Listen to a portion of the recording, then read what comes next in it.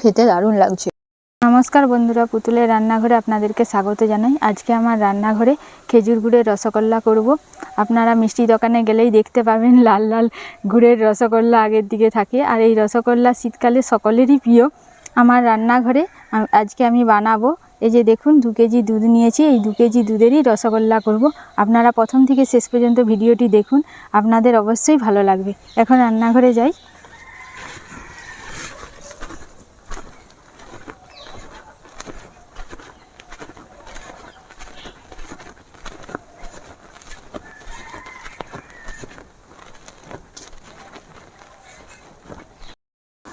খেজুর গুড়ের রসগোল্লা করার জন্য এই যে 2 কেজি দুধ নিয়েছি, এই দুধটা আমি ছানা কাটিয়ে নেব। ছানা কাটানোর জন্য আমি লেবু নিয়েছি, কোনো রকম ভিনিগার দেব না, এই লেবুর রস দিয়ে আমি ছানাটা কাটিয়ে নেব।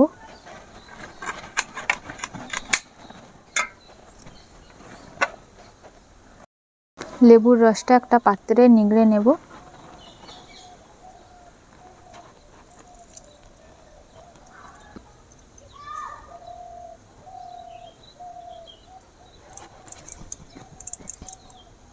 যতটা পরিমাণে রস বেরিয়েছে লেবুর, ঠিক ততটা পরিমাণে আমি জল দিয়ে দেব।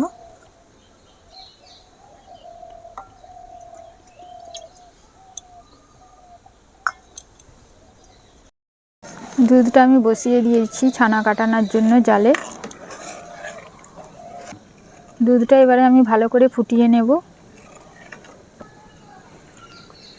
এই হাতার সাহায্যে আমি দুধটা যখন ফুটবে তখন এইভাবে নেড়ে নিতে হবে, না হলে দুধ থেকে উপরে সর পড়ে যাবে। এইভাবে নাড়ার পর কিন্তু সর পড়বে না। 5 থেকে 7 মিনিট আমি দুধটা এভাবে হাতার সাহায্যে নেড়ে নিয়েছি। এবারে লেবুর রসটা দিয়ে দেবো, কম কম করে দেব, অল্প অল্প দেব, আর এভাবে নাড়তে থাকবো। লেবুর রসটা দেওয়ার সময় জালটা কিন্তু একেবারে কম থাকবে।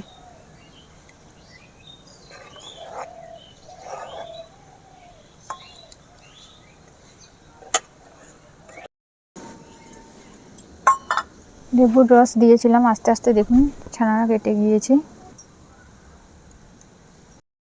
একটা পরিষ্কার কাপড়ের উপরে ছানাটা আমি ছেঁকে নেব।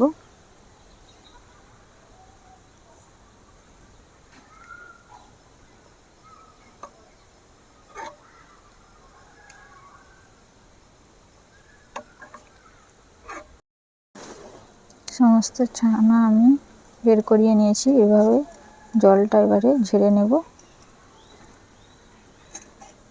ছানাতে যেমন না জল থাকে, এভাবে হাতে করে চাপ দিয়ে দিয়ে জলটা ঠিক বের করিয়ে নেব। আমি হাতে যতটা পারবো জলটা বের করিয়ে নেব।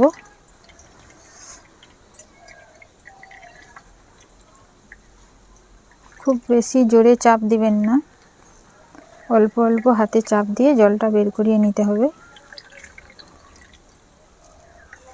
এবারে আমি ঠান্ডা জল দিয়ে দুবার ধুয়ে নেব।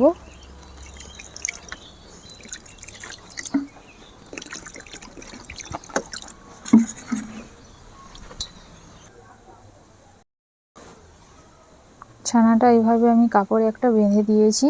এবারে জলটা যাতে ভালো করে ঝরে যায় ওই জন্য উপরে বাঁশে একটু ঝুলিয়ে রেখে দেবো। 30 মিনিট আমি ঝুলিয়ে রাখবো।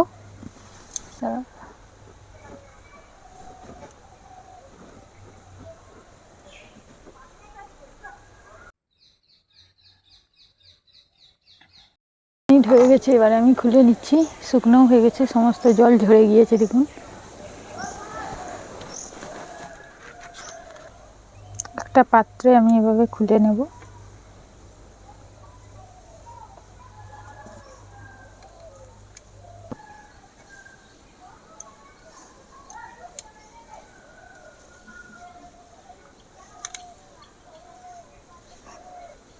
দু কেজি দুধে 500 মতো ছানা বেরিয়েছে।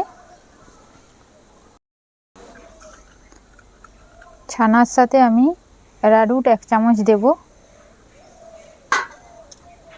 আর ময়দা 2 চামচ দেব। রসগোল্লাগুলো বানানোর সময় মানে ফাটবে না, আর উপরে যে একটু তেল তেলে ভাব থাকে সেটা থাকবে, ওই জন্যে অ্যারারুট আর ময়দা দিলাম। এবারে আমি হাতের তালুর সাহায্যে ভালো করে এভাবে মেখে নেব। 5 থেকে 7 মিনিট মাখলেই হয়ে যাবে।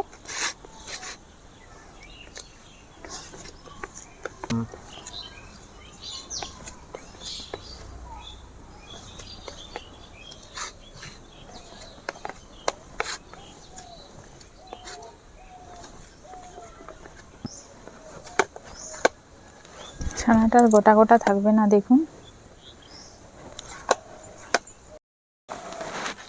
মিষ্টির জন্য ছানার ডোটা আমার রেডি হয়ে গেছে। এবার আমি লেচি কেটে নেব। আপনারা যেরকম সাইজের মিষ্টি খাবেন সেরকম সাইজের মিষ্টিগুলো করে নেবেন। আমি মিডিয়াম সাইজেরই করছি, খুব বড়ও না আর খুব ছোটও না।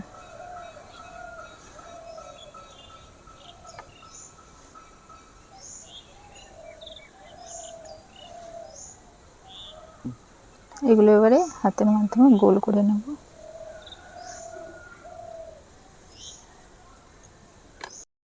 এভাবে লেচিগুলো সব কেটে নিচ্ছি, তারপরে আমি হাতের তালুর মাধ্যমে গোল করব।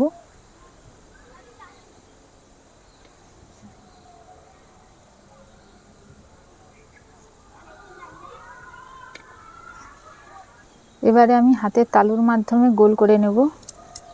এর ভেতরে দেখুন একটা নকুলদানা দিয়ে দেব। আমরা যে রসগোল্লা খাই ভেতরটা ফাঁপা থাকে, এই যে নকুলদানাটা দিচ্ছি ভেতরটা যাতে ফাঁপা থাকে ওই জন্যে দিচ্ছি। এই যে দেখুন এর ভেতরে ঢুকিয়ে দিচ্ছি। এবারে আমি গোল করে নেব। নকুলদানাটা পরে গলে যাবে।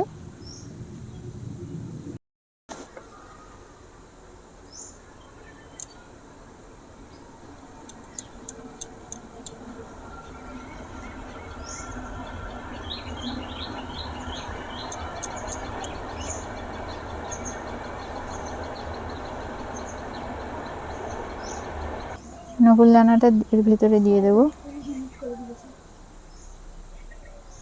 এভাবে গোল করে নেব।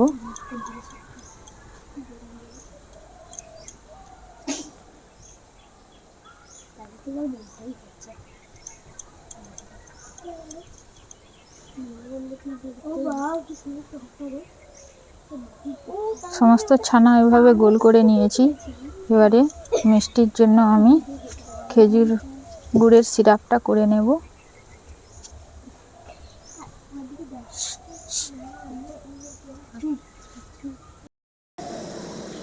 মিষ্টির জন্য যে সিরাপটা লাগবে সেই সিরাপটা করার জন্য আমি কড়াতে জল দিয়েছি। এখানে আমি 1.5 লিটার জল দিয়েছি।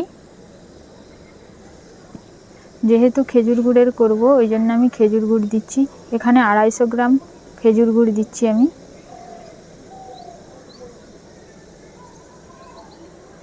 আর তার সাথে চিনি 250 গ্রাম দিচ্ছি। চিনিটা দিচ্ছি তার কারণ হচ্ছে মিষ্টিটা আসার জন্য ভালো করে, আর খেজুর গুড়টা দিলাম ওই রঙটা আসার জন্য, মিষ্টির যে রঙটা। খেজুর গুড়ের শিরাটা ফুটে গিয়েছে দেখুন, আর উপরে দেখুন সাদা সাদা একটা নোংরার স্তর ভেসে এসেছে। সেগুলো আমি তুলে নেব এই চামচের মাধ্যমে, যে শিরাটা পরিষ্কার করে নেব।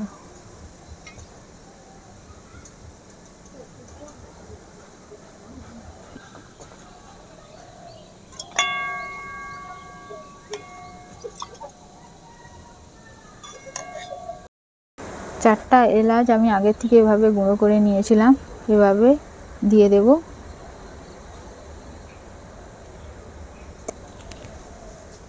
খেজুর গুড়ের শিরাটার ফ্লেভারটা ভালো হবে ওই জন্য দিয়ে দিলাম। এবারে আমি ছানার বলগুলো দিয়ে দেব।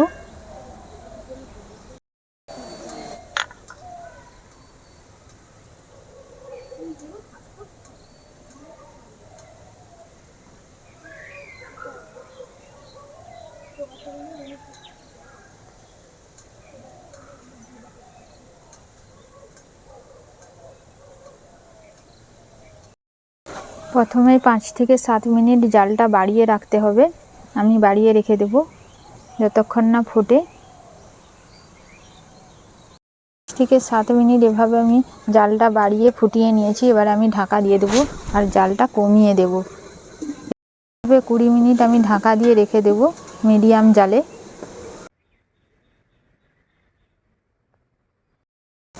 20 মিনিট হয়ে গেছে, এবারে আমি ঢাকাটা খুলে দেখব কি হয়েছে রসগোল্লাগুলো।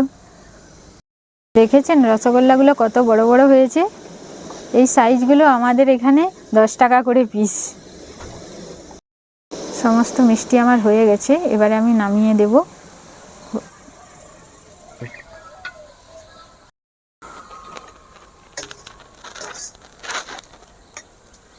আমার এখানে এরকম বড় বড় 15 পিস রসগোল্লা হয়েছে।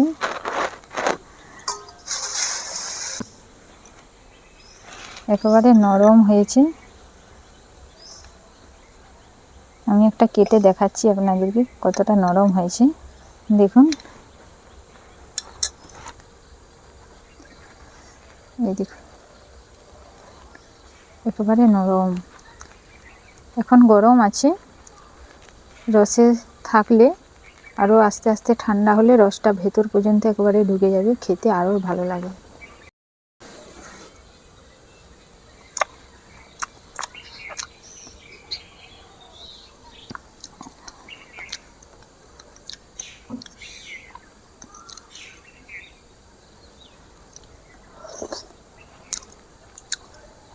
খেতে দারুণ লাগছে।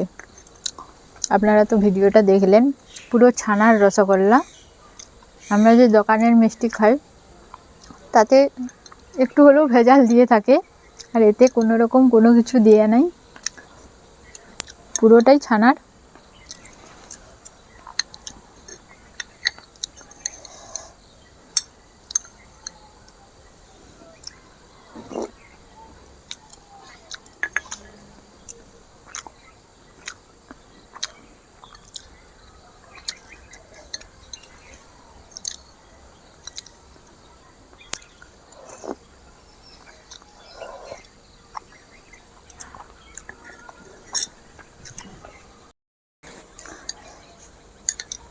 আপনারা এভাবে বাড়িতে বানাবেন।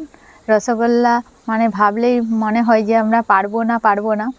আমার পুরো ভিডিওটা আপনারা দেখবেন, দেখে এভাবে বাড়িতে বানিয়ে দেখবেন। একেবারে সহজ পদ্ধতিতে আমি দেখালাম, আর খেতেও অসাধারণ লাগবে, পুরো একেবারে দোকানের মতো। এখন এই শীতের সময় প্রত্যেকেরই বাড়িতে খেজুর গুড় থাকে, আর এভাবে কিভাবে আমি ছানা কাটালাম আপনাদেরকে ভিডিওতে দেখালাম। এভাবে বাড়িতে ছানা কাটিয়ে রসগোল্লা বানিয়ে খাবেন, আর আমাকে কমেন্টে জানাবেন কেমন হয়েছে। আজকের মতো ভিডিওটি আমি এখানে শেষ করছি। এরকম ভিডিও দেখতে হলে আমার ফেসবুক পেজটি ফলো করবেন আর ইউটিউব চ্যানেলটি সাবস্ক্রাইব করবেন। নমস্কার।